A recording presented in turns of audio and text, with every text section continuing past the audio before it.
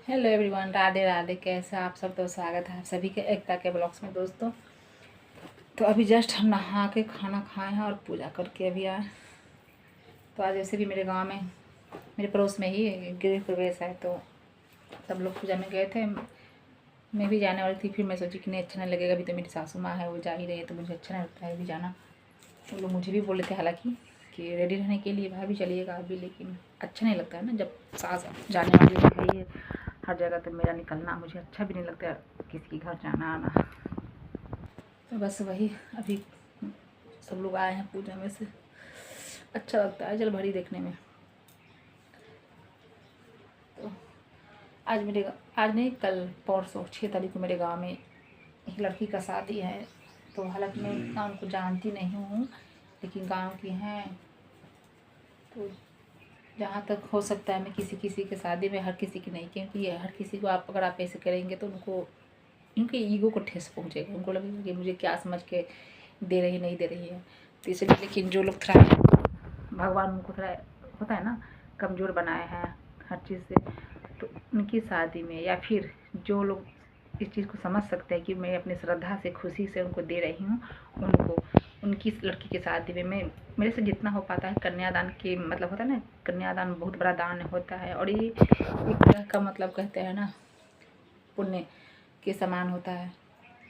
तो कन्यादान की किसी भी लड़की के शादी में अगर आप किसी भी चीज़ से थोड़ा सा भी सहयोग कर देते हैं ना, या दान पुण्य, जैसे आप पूजा पाठ मंदिर में करते हैं, दान पुण्य देते हैं, उसी टाइप का ये होता है कन्यादान में। आप कुछ भी दान कर देना चाहिए अपनी तरफ से।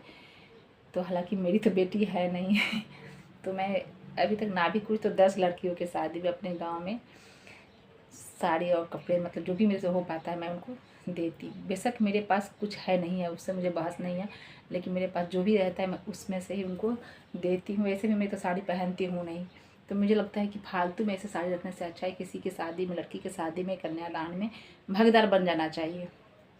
तो वही मैं अभी खाना खा के आई। मैं अपनी सासू माँ से सुबह ही बोली थी कि उनकी लड़की को मैं साड़ी दूँगी, आप जाकर थोड़ा दे दीजिएगा। और आज मालवा मटकोर है, और कल परसों 6 तारीख को उनकी शादी है। तो वही मेरी सासू माँ मुझे भी बोली कि नहीं है तो अभी दे दो, कि अभी वो लोग मतलब निश्चिंत है, तो दे देने में अच्छा रहेगा, भीड़ भाड़ में देने से अच्छा है। तो मैं फटाफट से भी खाना खाई, इतनी गर्मी हो रही है, पंखा में बंद करी हूँ। सजी सबसे पहले उनको साड़ी निकाल के दे देती हूँ, और इस पर जो 101 रुपये मैं रख के दूँगी। तो वही मैं अभी साड़ी में आप लोग को दिखा रही हूँ। मैं ये साड़ी निकाली हूँ उस लड़की को देने के लिए, उनकी कन्यादान की तरफ से जो मुझे हो पाएगा मैं वो दे रही हूँ। तो आप लोग को मैं दिखाती हूँ, 1 मिनट। तो ये देखिए, ये साड़ी है, ये वाली साड़ी मैं दे रही हूँ उनको। ये पीला साड़ी है, अरे खुल रही है से, ये साड़ी है, कुछ इस तरीके से आएगी ये साड़ी, देख सकते हैं आप लोग। तो ये साड़ी मैं उनको देने के लिए अभी निकाली हूँ जस्ट, भेज रही हूँ अपने सासू माँ से। और साथ में ये चूड़ी का डब्बा है, और एक बिंदी का पैकेट है, और ये सिंदूर है।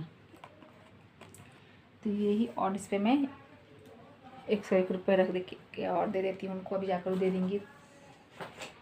तो आप लोग बताइएगा क्या ऐसा सही होता है कि नहीं करना, क्योंकि कन्यादान में भागीदार बनना चाहिए, चाहे आप जितना से करो, करना चाहिए।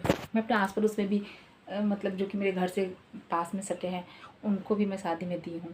ऐसा नहीं है कि मैं ये पहली बार दे रही हूँ, मैं बहुत सारी लड़कियों को दे चुकी हूँ अभी तक, जिनको मतलब जो लोग समझते हैं कि हाँ ये मैं उनको ऐसा समझ के कुछ नहीं दे रही हूँ, मैं दान पुण्य के मतलब से दे रही हूँ, या फिर अपनी श्रद्धा अपनी खुशी से दे रही हूँ, तो वो लोग खुशी खुशी लेते हैं और मना भी नहीं करते, उनको बुरा भी नहीं लगता। लेकिन कुछ लोग हैं जिनको मैं सोचती हूँ कि दे दूँ, फिर मैं सोचती हूँ कि उनको, उन लोगों को पैसे वाले भाई लोग होंगे तो उनको लगेगा कि मेरी ईगो को ठेस पहुँचा रही है, इसलिए हमें कपड़े दे रही हैं, तो इसलिए मैं नहीं देती हूँ। जो अच्छा समझ के ले, जिस नीयत से मैं दे रही हूँ उस नीयत को समझे, तो उन्हीं को मैं देती हूँ, बाकी सबको नहीं देती हूँ। लेकिन ऐसे ही करके मैं अभी तक कम से कम 10 लड़कियों को दे चुकी हूँ, आप लोग बता दूँ। और माता रानी से मैं बोलूँगी कि मैं आगे भी इस तरह की सेवा में मतलब अपना सहयोग दे सकूँ, इस तरह की दान में, जो कि सबसे बड़ा, दुनिया का सबसे बड़ा बोलते हैं ना कि कन्यादान होता है उसमें। तो वही मैं अभी इसको फटाफट से जा रही हूँ पैक करके, और इसमें पैसे रख के और उनको भेज देती हूँ सासू माँ से। अपने पसीने पसीने हो गए, मैं जब सूटकेस खोलने के लिए चली थी ना, उस पर देख सकते उस टाड़ी पे चली थी मैं, उस पर कुछ कुछ मेरे सूटकेस हैं, तो उसमें से मैं निकाली इसको। और जब हमारे घर पर भी पूजा हुआ था उसमें भी मैं पंडित जी, हमारे घर कितने थे, 3 पंडित जी थे, तो तीनों पंडित जी को मैंने साड़ी और क्या बोलते हैं सिंदूर बिंदी सब कुछ करके और कुछ उस पर दक्षिणा रख के मैंने दिया था सबको। मैं ये सोचती हूँ कि मुझे पहनना है नहीं, फालतू का इकट्ठे करने से क्या फ़ायदा। और ऐसी ज़िंदगी का क्या भरोसा, कब है कब नहीं है, तो कुछ अच्छे काम कर लो भाई।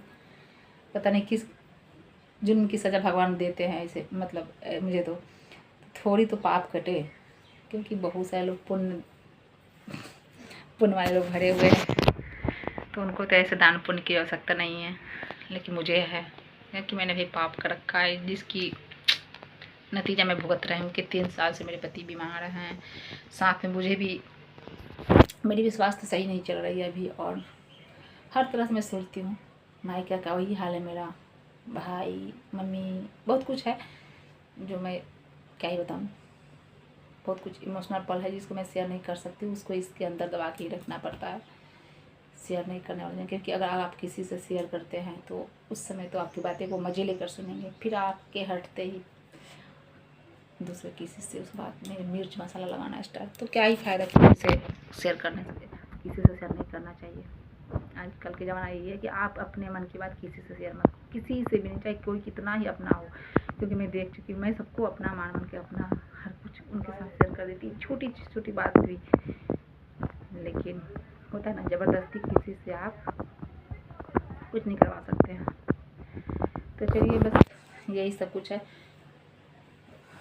थोड़ा सा भगवान के दरबार में ये भी मेरा ऐड हो जाए कि मैं भगवान मुझे कुछ दुख से उबार करे। पूजा पाठ दिखावा मैं मंदिर में जाकर नहीं करती हूँ, बहुत सारे लोग दिखाते हैं, मैं काजू लेके आई, भगवान काजू खाते तो काजू खिलाती नहीं कोई झूठ मूठ का, प्लेट में थाली में काजू और क्या बोलते हैं मोतीचूर के लड्डू सब मतलब परोस परोस के भगवान को ले जाओ, एक एक लोटा जल में दूध डाल के ले जाओ, दही डाल के ले जाओ, जब भगवान को खाना ही नहीं है तो क्या ही फ़ायदा देने का। ढकोसला काम मैं नहीं करती, मेरे पास बस मैं पूजा भी करती हूँ तो इलायची दाना है मेरे पास बस सिंदूर और गीला वाला धूप, इसके अलावा मैं अपनी डाली में कुछ रखती भी नहीं, इससे ज़्यादा कुछ पूजा में चढ़ाती हूँ। और दान पुण्य भी मैं ज़्यादा मंदिर में नहीं करती हूँ, जो करना वहाँ चाहिए जहाँ जिसकी इस चीज़ की जिसको सबसे ज़्यादा ज़रूरत है, किसी गरीब को करो, कोई भूखा आके खड़ा है उसको करो, किसी ज़रूरतमंद को करो। भगवान जब खा नहीं रहे तो फालतू उनको चढ़ाओ, आप चढ़ा के जाओगे, सुबह के कोई जो उसको मंदिर को साफ़ करेंगे पुजारी जो भी है उसको धो के उठा कर इधर से उधर हटा देंगे, फेंक देंगे फालतू में।